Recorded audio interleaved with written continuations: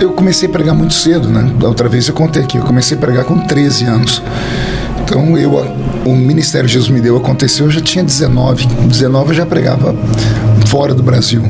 Com 25 eu preguei no Gideões pela primeira vez, que é a maior referência de congresso pentecostal do mundo.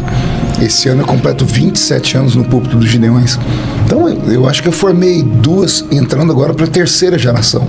Foi. Né? Porque o menino que me escutou quando eu tinha 25 anos lá no Gideões, que ele tinha, o menino não, o pai, um homem de 40 anos, hoje ele já tem 67, então ele já é avô. Então o filho dele já me ouviu e o neto dele começa a me ouvir agora também. Então é a experiência. Teve um exemplo esses dias. Qual? Eu esqueci o nome da cidade, que também é o Jesus. Mas aí o pai falou, esse é meu filho. E o filho já era jovem já. E as duas gerações alcançadas. As duas gerações se encontraram. Na mesma cidade. Foi. Pai e filho me ouviram pregar. Então isso é um privilégio de poucos. O senhor também já se tornou um patrimônio dos Gideões Missionários, né, pastor? Tem uma plaquinha aqui invisível, patrimônio dos Gideões. Não, na verdade não é patrimônio. O pastor Cizinho era um pai, né? E ele me adotou de verdade como filho. E eu não sei, tem coisas que não se explica, né? Tem coisas que você não tem como mensurar. Eu até hoje tomo susto onde eu viajo. Onde chegou as mensagens dos Gideões é uma coisa fora do normal. São 30 milhões de DVDs, VHS, fitas cassetes e CDs reproduzidos aí ao redor do mundo, em inglês, português e espanhol. Então eu não tenho assim a dimensão de onde eu cheguei, onde chegou a minha voz, melhor dizendo. E isso sem o advento da internet, porque eu sou um pregador, olha só como eu sou velho, né? Antes da internet. Porque uma coisa é você ser conhecido através da internet, que hoje é um fenômeno. Hoje qualquer pessoa com um vídeo que viraliza, você se torna conhecido. Mas eu sou da época que não tinha internet. Eu preguei em 4.000 e poucos municípios do Brasil, quase 100 países do mundo. Então é uma carga horária, né, de experiência. Então acabei tocando muita gente. Até hoje eu me assusto às vezes quando eu vejo essas coisas. Isso é história, né? A construção de um legado. Mas o senhor, é interessante o senhor falar que veio antes da internet, mas também o senhor sempre foi águia. O senhor se atualizou antecipadamente, eu vim né? Antes da internet e fui o primeiro na internet. O senhor se antecipou, porque assim, dos pregadores antigos, se a gente procurasse assim na época dos sites, era o senhor que tinha, outros não tinha não. Então, eu vou te dar um furo jornalístico aqui, né? A minha primeira página na internet, que a gente chamava de homepage, quem fez para mim foi o Dr. Alderi Nelson. Dr. Alderi Nelson. O Dr. Alderi tinha uma escola que era o seminário Instituto Osana, era um seminário internacional, era na Flórida, e eu fiz o meu mestrado com ele, o doutorado eu fiz com ele. E na época estava surgindo o Hotmail, né? Que tinha uma página do Hotmail. E ele falou assim, você já tem? Eu falei, não, eu sou da terra Tupiniquim, ele está lá do lado do Elon Musk, né? Ou seja, a distância de mundos, né? Ele falou, então eu vou fazer para você. E ele fez a minha primeira página. No Hotmail. Ele fez o meu e-mail, né? Que era marcofeliciano@hotmail.com. Depois acabei perdendo, que eu perdi a senha e o Hotmail é chato. Você tenta procurar a senha, ele faz 1000 perguntas que você não lembra. Nome do cachorro, que cor que era o olho do cachorro. Não consegui responder e perdi mas eu fui o primeiro a ter uma página, né? E ali eu colocava as agendas, tudo.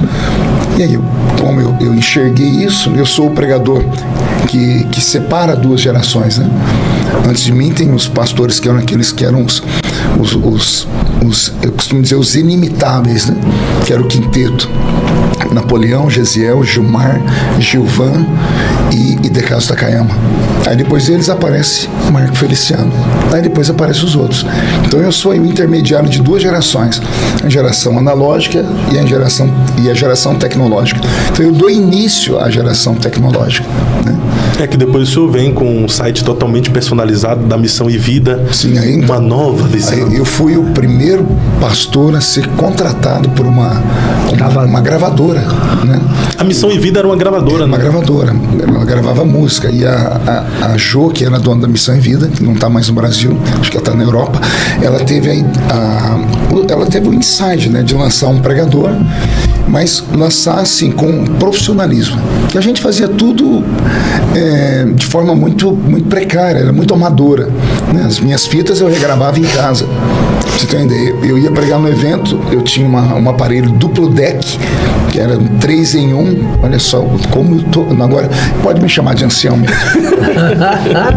Quem está assistindo agora, os jovens devem estar falando assim: alô, o que é 3 em 1?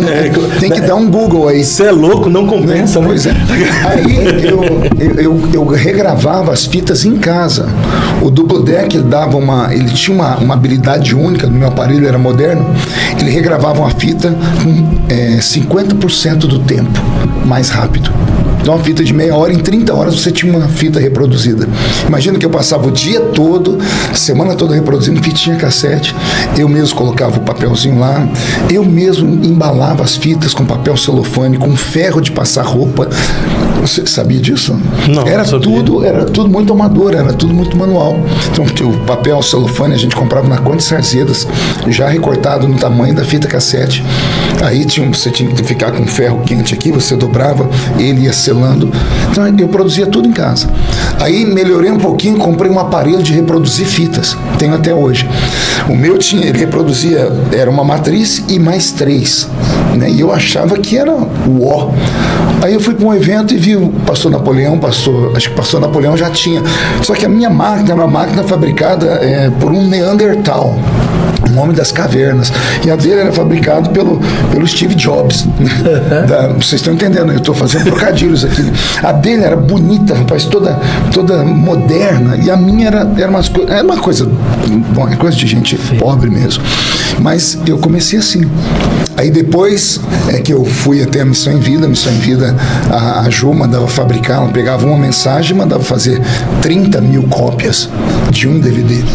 Aí ela colocava numa revista e distribuía pelas bancas de jornais do país todo. Era uma coisa... Ela profissionalizou. Então ela me jogou assim dentro da casa de quase todos os crentes do Brasil. Então o senhor foi praticamente a pessoa, o pregador que principiou tudo isso, a questão da mídia, a questão do site, até programa televisivo. Eu não vi no Brasil ainda um pastor itinerante ter um programa televisivo. Eu tinha minha referência, né? O pastor Silas Malafaia. O pastor Silas está na televisão há 30 anos. Ele era o evangelista da Assembleia de Deus, né? Ele tinha já os seus DVDs. O pastor Silas, ele sempre esteve na frente de todo mundo.